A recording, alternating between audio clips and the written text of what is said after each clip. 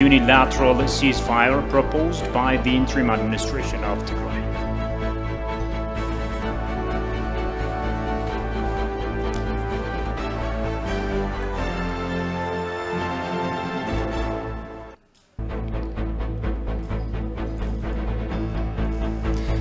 Greetings everyone and welcome to this news hour. With the news, I'm Shafar Aulako. Do stay with us.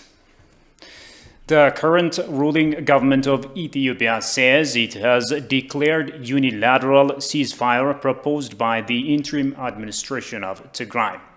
The move is believed to have paramount importance to alleviate humanitarian, socio-economic and political hurdles of the Tigray state.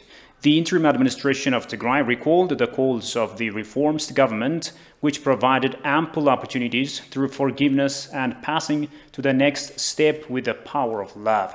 However, the interim administration now calls both sides to refrain from life-threatening acts to normalize situations in Tigray, thereby creating conducive situations with the central government and move forward to benefit the whole people of the country.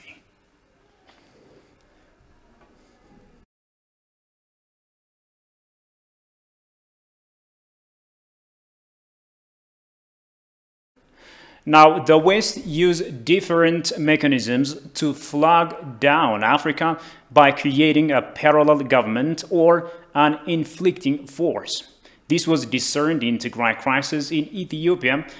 They attempted to create a route for TPLF escape out of the country as few NGOs and UN agency attempted for such frivolous act, despite the fact that national military deterred their wrong acts at the time. Still, they have been echoing the wrong cries of the terrorist group of TPLF under the disguise of human rights violations. Kasaun Chan has more on that.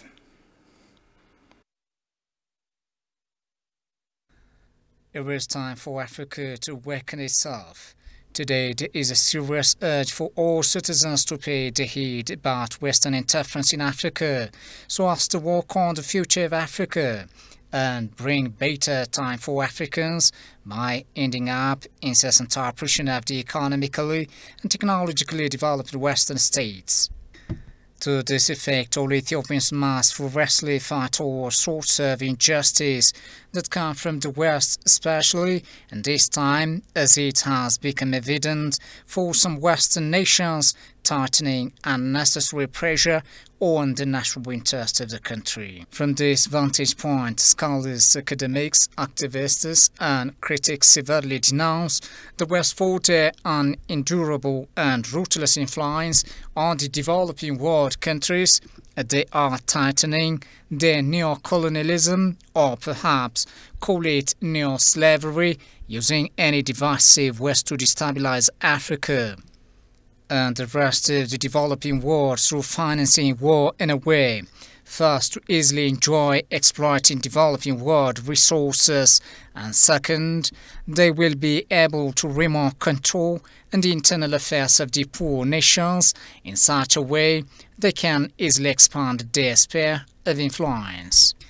It has been learned from history that the West have sponsored and played up conflicts, then fuel it up to war, and later on pretend as good arbitrators and peace lovers by confusing the rest of the world with their so-called academic and research jargons in the direction it fits so well to their interest.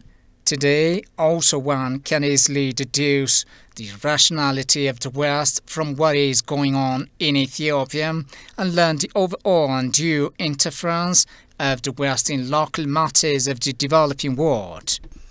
This is indeed the time in which all need to get lessons from what's happening elsewhere. As history repeats itself, now the undue influence of the West has become quite evident in Ethiopia in connection with the Tigray region's crisis. For this, one can easily figure out what is going on now in Ethiopia and can examine Western interference on local matters based on the following key aspects. The West used different mechanisms to flog down Africa by creating a parallel government or an inflicting force. This was the screened in Tigray crisis in Ethiopia. They attempted to create a route for TPLF junta escape out of the country. As few NGOs and United Nations agency attempted for such frivolous acts despite national military deterred their wrong acts at the time. Still, there have been a current wrong crisis of the terrorist group of TPLF under the disguise of human rights violations. The West used different humanitarian and donor organizations as a pretext for their hidden motives. Sometimes such organizations are found being engaged in illegal acts. Not only this, but also some Western interest groups and lobbyists try to maneuver Ethiopian government interests for their selfish interests. For example, certain human rights groups, media and non-personalities wrongly interpreted Ethiopian government's action with the effort to work towards the respective rule of law in the Tigray region in particular and the nation in general. The West also uses human rights issues as an instrument to wrestle African hands, as it has been observed recently in Ethiopia.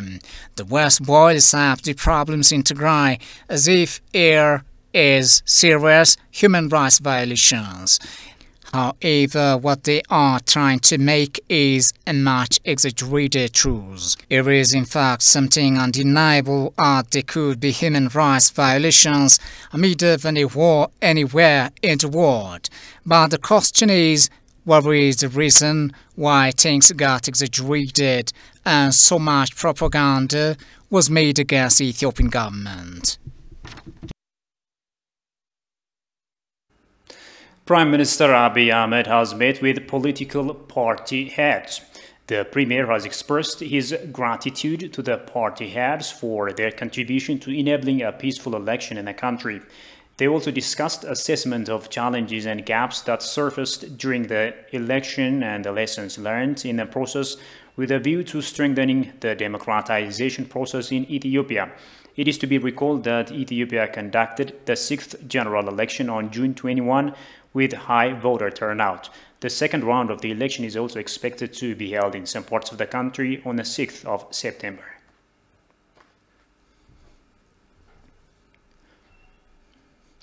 The Minister of Transport, Dagmawit Moges, says African states need to enhance infrastructure development to ensure regional integration.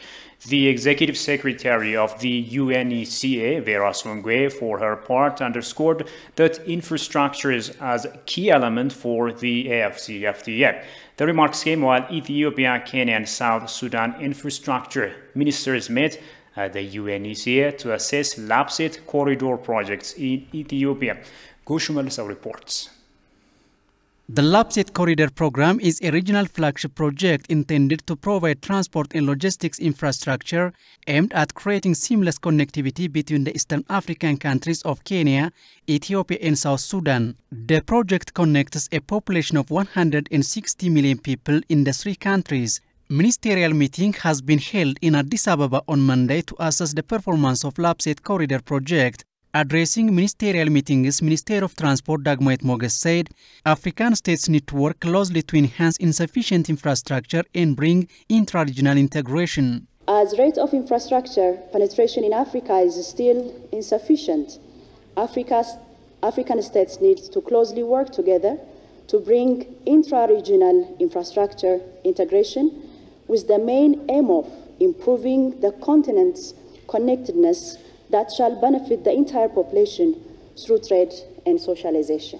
Even though the Continental Free Trade Area Agreement has been launched, it is lagged behind due to the surge of COVID-19. UN Under-Secretary General and Executive Secretary of ECA Vera Songwe underscored that the infrastructure development helps to realize the FCFTA. In the beginning of this year, January 1, we launched the African Continental Free Trade Area Agreement, but it cannot and will never deliver on its promise if we do not have the infrastructure logistics that can connect our peoples and our countries. And so this is an important part of that process. African Union High Representative for Infrastructure Development Raila Odinga underlined that the Lapset Corridor has the potential to boost Africa's regional social-economic integration through infrastructure development and trade. Sad as the backdrop is, It is an opportunity for us to renew our commitment to the dream of regional and continental integration by way of infrastructure. This period of pain is also a good time to enhance our efforts to strengthen the ties that bind us as a continent. We realize now more than ever that we need closer cooperation in areas like public health. South Sudan's Transport Minister representative for his part said the three nations should work together to aspire the intended outcome. The drive to have this program comes into fruition, demonstrates that the region has been craving for shift in transport policies that advocates for regional integration, economic development, and social inclusion as a starting point, particularly as the region looks into the future full of uncertainty. Lamu Port, which is underway at a cost of $480 million, is one of the sub-projects included in the Lapset Corridor project. Now moving on, other mediators on the guard than African nations may just serve the interests of their friends, much as Ethiopia respects the agreement it signed with Sudan and Egypt. Downstream countries repeatedly breach it, as Sentayo Tamrat reports. While Ethiopia prefers the EU-led trilateral negotiation over the Grand Ethiopian Renaissance Dam, Egypt and Sudan have been opting to the involvement of parties other than Africanists and the African Union. President of US-based IPAC Global, a movement that advocates robust Ethio-America ties, says the Nile is an African river and disputes over this river shall be solved by Africanists. Even if we insist on having somebody else to sit on the negotiating table, I believe the AU is the most relevant and logical observer because this is an African river and we are talking about 10 different African countries in Northeast Africa and in Eastern Africa. Okay, so logically the most relevant observer to this is the African Union. Haymanot is skeptic that other mediators on guard than African nations may serve the interests of their friends. If you consider other parties like the US, EU, and the UN, they will always have their own self-interest when they come to the negotiating table. Trust me, they will not have Ethiopia's self-interest at heart. So when they come to the table, including the Arab League, they will have their own interest or the interests of their friends, okay? Or powerful friends or strategically important friends.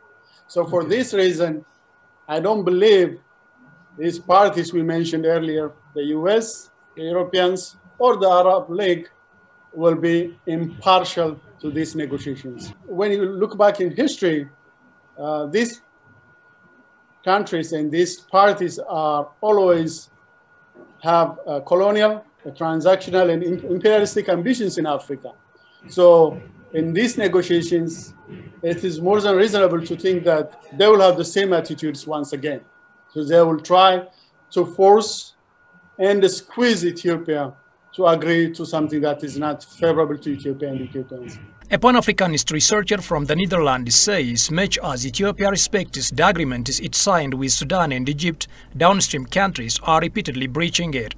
They do have an agreement in 2015 with that DOP, which clearly stipulates that any issue between these three tripartite countries should be resolved within them without any fourth party involvement. And as we have seen, this was breached in 2019 by Egypt when they turned to the US. Ethiopia innocently accepted that, and US has led the negotiation. Actually, there were observers from October to February until Ethiopia walked out of that negotiation when they see the final resolution, which is which only serves the interest of Egypt. Ethiopia is preparing to undertake the second phase filling of the Gerd reservoir in July.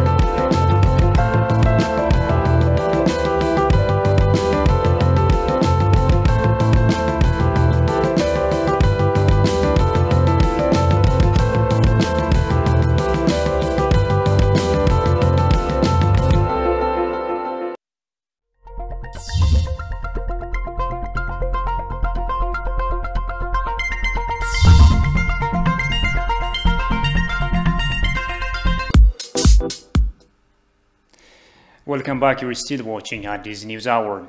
The Minister of Trade and Industry proclaims it has been undertaking unwavering efforts to completely replace national edible oil demand with domestic production. The ministry deems it crucial for the economic transition of Ethiopia. Kasaun Chane reports. The discussion held on the challenges facing Ethiopia's efforts to cover the consumption of edible oil by local industries deems crucial for addressing supply problems. Trade and Industry Minister Malakwa Level said the strategy is pivotal to satisfy domestic consumption and to reduce the cost of living across the nation. The forum is about to deal with strong market linkages forward between the agricultural and industrial sectors and enable the concerned bodies to ensure structural transformation in the economy. Our ministry is striving to reduce domestic consumption in the country, which is also pivotal to trim down the cost of living. Ethiopia is expected to consume 906 million metric tons of edible oil in next year. Now efforts are underway to alleviate the shortage of imports and replace them with domestic production. There are 26 large 206 medium oil production industries in the country. Participants on the part stated that the government of Ethiopia should work being hand in glove with the edible oil manufacturers, adding modernizing the agriculture sector is pivotal to maximize the productivities of the edible oil seeds. As edible oil crops are mostly grown around the lowland areas of the country, most of it needs government's effort. The government should create conducive working environment, particularly on how to use the unused plots of land. So on the basis of that, the government, which I firmly believe should work hard to the productivity of the agricultural sector through mechanization, availing garage, fertilizers and irrigation in various ways. During the occasion, the forum deliberated on the major problems of the oil industry by the Ministry of Trade and Industry and Food and Pharmaceutical Industry Development Institute. Japanese ambassador to Ethiopia says Ethio-Japan bilateral ties are exemplary for other African countries and the two countries have good relations in various fields. The government of Japan is tirelessly working to make Tokyo 2020 to be a sign of unity and solidarity to the rest of the globe. Habtamu Ashagri has more on that. Over the past many decades, Ethiopia and Japan have enjoyed remarkable bilateral ties in various fields. Talking to TV, the Japanese ambassador to Ethiopia, Ito Takako, said Japan and Ethiopia have exemplary ties to other countries. Japan and Ethiopia share many things. One would be the love for sports. And both countries, people like long distance running. Although Ethiopia these days are much better performers. Nevertheless, I think that shows a life of person themselves. Yeah, it is a long journey, but through your hard work, perseverance, and never give up and hope, you will reach the goal. And sometimes it may not be as glorious as you had expected, but what you try is more important. It has said the well-known Ethiopian athlete Abebe Bikila was courageous person and example of feminist to the rest of the world. We like the people, the strong athletes, coming from not so, how to say, blessed environment, but showing the world that we can do. So I think Abebe Bikila is a symbol of this human courage and human power, that with all the hard work and perseverance, you can succeed. And also the name, Abebe Bikila, is so easy to pronounce for the Japanese people. Well, according to Itao Takako, Japan is tirelessly working to make Tokyo 2020 so vital to promote technology innovations to the world. We are also trying to pass on to the future. Japan is showing some of the futures. For example, the technologies. We are having all those robots extensively used both in the asset village or in the venue, or autonomous cars, autonomous buses providing transportation. And hydrogen energy used fuel, the cars are also used. And a lot of technologies will be introduced. Information obtained from the embassy is showing the two countries are currently working in gender, education, water, technology transfer, and various fields. I would like to... Yes. And finally, a quick reminder of today's story. The government declares unilateral ceasefire proposed by interim administration in Tigray.